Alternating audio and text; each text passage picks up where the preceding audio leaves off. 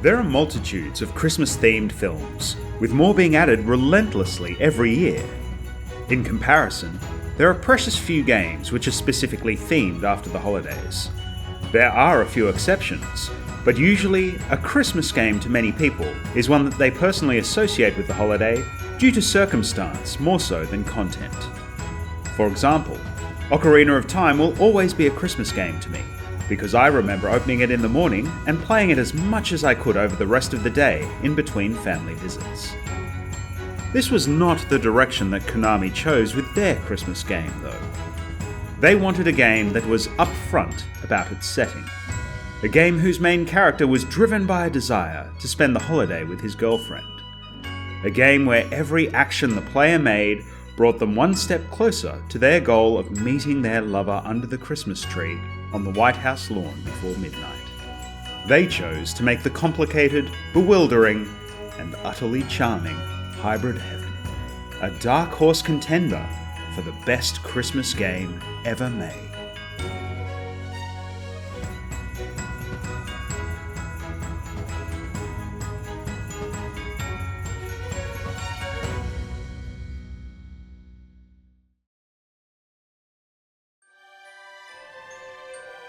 Hybrid Heaven wears its heart on its sleeve from its opening moments, with a combination of po-faced earnestness and childlike whimsy that could only come from this particular era of Konami development.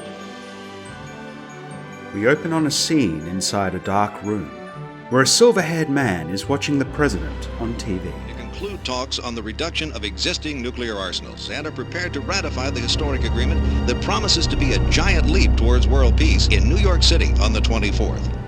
This quiet scene is interrupted by someone at the door, leading to a clandestine meeting that could have devastating implications for the rest of the world. We shouldn't be seen talking, so I'll be brief. Let's go over this one last time. The substitution of the president will be executed the day after tomorrow in New York City. You are not to leave the president's side no matter what. Everything depends on that moment when there's no one but our operatives around him. If we miss this chance, it will throw off the timetable for the invasion. We can't afford any mistake. One more thing, don't forget to make contact with Mr. Diaz in New York. He'll bring the tools and the weapons you need.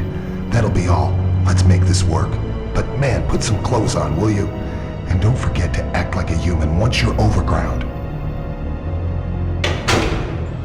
After the mysterious man leaves, the silence is punctuated by a phone call. We overhear a message being left by Holly, who demurely reveals that she has just one wish this Christmas. Johnny, are you there? I guess you're out again today.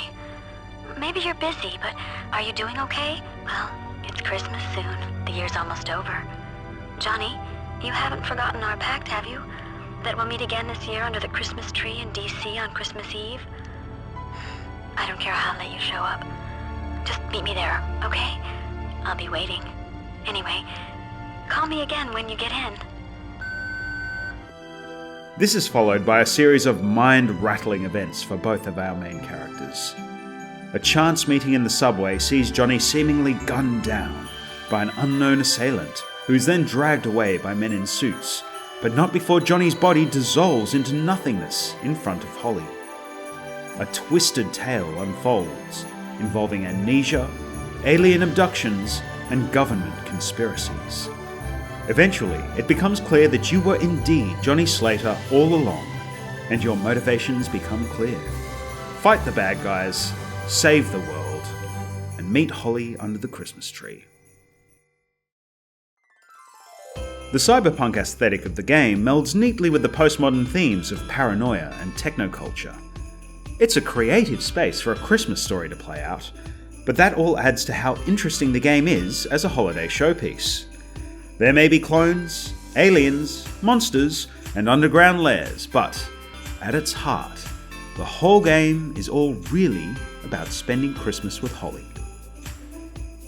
No Christmas story is complete without someone to root for, and when it comes to all-American heroes, they don't come much blunter than Johnny Slater. A stoic and square-jawed member of the Secret Service, his replacement was a critical step in the plot against the president. Once restored, it is eminently clear that his physical abilities are only surpassed by his force of will. As you plunge deeper and deeper into the underground base and encounter surprisingly chatty foes, Johnny's resolve never wavers. He will rescue the president and make it back to Holly. There is no room for failure. The Gargantuans are Johnny's support group throughout the story, even before he himself is aware of their presence. They are an intelligent, gentle race of aliens who were cruelly betrayed by one of their own and forced into a life of servitude in aid of the conspiracy on Earth. Johnny proves to be their trump card, as his involvement eventually breaks them free of their captors. The true adversaries are a little trickier to pin down. Enemies range from suit-wearing G-men to bizarre animalistic experiments to giant hulking robots. The most identifiable antagonist is certainly Diaz, the hybrid agent whose likeness you had unknowingly co-opted during the game's opening stages. His appearance is very different to those of the other enemies around the area, and the fleeting moments of dialogue offered by him reveal a character that is cold and driven by singular purpose. He is the perfect opposing force to Johnny. It may be a little difficult at first glance to understand the appeal of Hybrid Heaven. The moment-to-moment gameplay isn't really anything special. Movement is clunky, the shooting mechanics are woolly, and the underground environments range from sparse to claustrophobic, with precious few interesting landmarks to break them up. As a result, your first impression of the game may be an average third-person shooter through some fairly boring labyrinthian environments. Here's the thing though, this is only half the game. Think of these sections as a conduit to get to the really memorable bits of Hybrid Heaven. Some of these are the cutscenes and dialogue sections, which serve to both inform the player as to what the next goal to focus on is, as well as unwind the increasingly unhinged plot for all to see. Body replacements, genetic experiments, and a galactic power attempting to exert its influence over Washington and the rest of the world. It's genuinely crazy stuff. This game was developed by Konami's Osaka office and was competing internally with Metal Gear Solid, so perhaps they felt like they had to match the craziness of Solid Snake's adventure. Nevertheless, it's consistently entertaining to peel back additional layers of the narrative in Hybrid Heaven. The real gift, though, is the battle system. Encountering major enemies initiates a dramatic camera shift, and from here, Hybrid Heaven becomes a completely different game. Gone is the over-the-shoulder gunplay, awkward jumps, and impenetrable minimap navigation. In its place is a unique, engaging battle system that merges real-time movement with turn-based decision-making. When you square off against an enemy, the camera shifts, and you are free to move around the space whilst in a fighting stance. The key resource to keep track of is power, since the more you move, the slower it fills. Power determines both when you are able to attack, as well as how strong your attacks can be. This means that moving around is not just for show, but is critical to the strategy of each fight. You need to jostle for position, getting close enough on the correct side to use the moves you're planning, but without expending too much energy or putting yourself in harm's way. Once you are ready, you can choose to either hit the standard action button or attempt to grapple.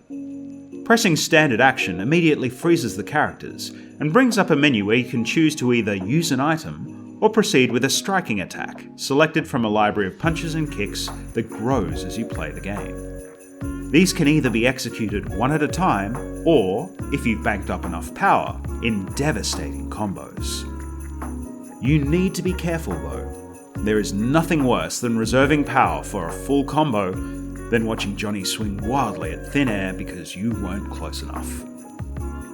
The grappling mechanics are similar, but with even more emphasis on positioning. Attempting a grapple initiates an animation, during which you're extremely vulnerable. But the risk is often worthwhile, as the various holds and throws Johnny can execute are very powerful. Though you start off with only a few basic moves, you quickly build a repertoire that would make a pro wrestler jealous. Pile drivers, suplexes, and clutches will quickly become the core of your offense, partially because they're effective, but also because watching Johnny body slam creatures into the ground is just plain cool. Different grapples are available depending on where you are relative to your opponent, with options available from the front, from behind, or even when they're on the ground. Each character has a health bar, but strikes and grapples also contribute to local damage as well.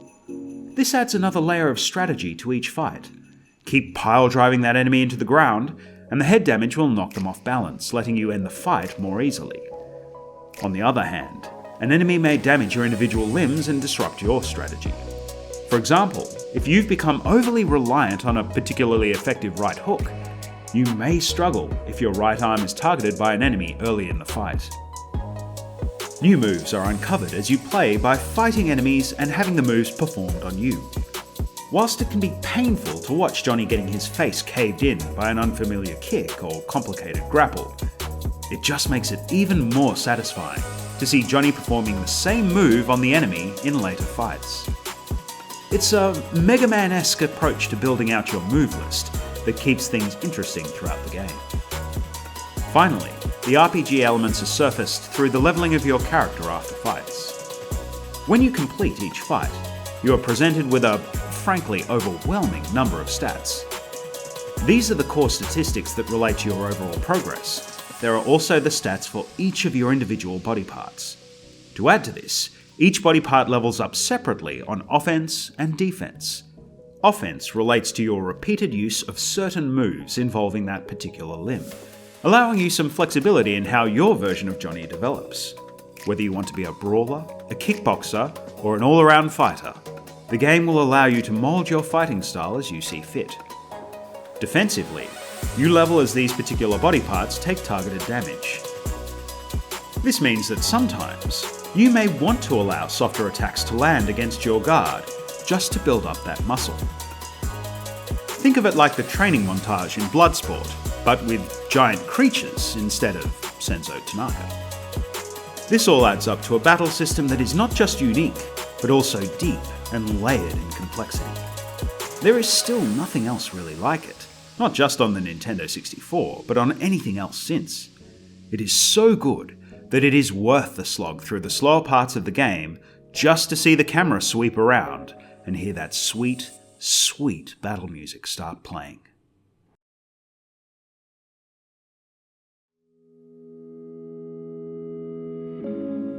The Nintendo 64, by virtue of its hardware, was host to a variety of weird and wonderful games, and yet, Hybrid Heaven still manages to stand apart. The storyline is part Invasion of the Body Snatchers, part Blade Runner, and part Manchurian Candidate. The gameplay systems are varied in both concept and execution. Hybrid Heaven even sounds different to other games on the system, with the limited audio capabilities of the Nintendo 64 used to create an atmospheric soundscape, punctuated by intense music and some decent voice acting. Where to? Washington, D.C. Oh, that's pretty far to go, ain't it? I'm in a hurry. This way's faster than getting on a plane. Leave it to me, man. But today's Christmas Eve. It ain't Halloween, you know. I guess I do need to make a stop at a clothing store along the way. I thought you were in a hurry. Hybrid Heaven is rough around the edges, but ends up being greater than the sum of its parts. It is so confident in its peculiarity that you may just find yourself falling in love with it. And, of course, one other thing that is different about the game is that it is a Christmas game. You may be distracted during your playthrough by the aliens or the government conspiracy, but don't let yourself lose track of what the game is really about.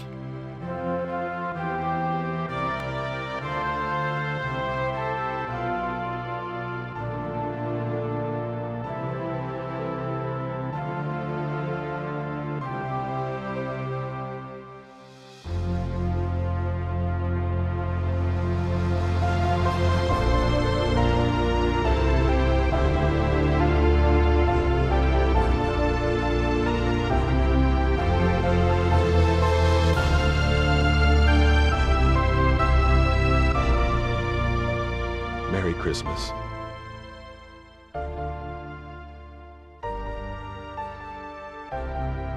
Merry Christmas.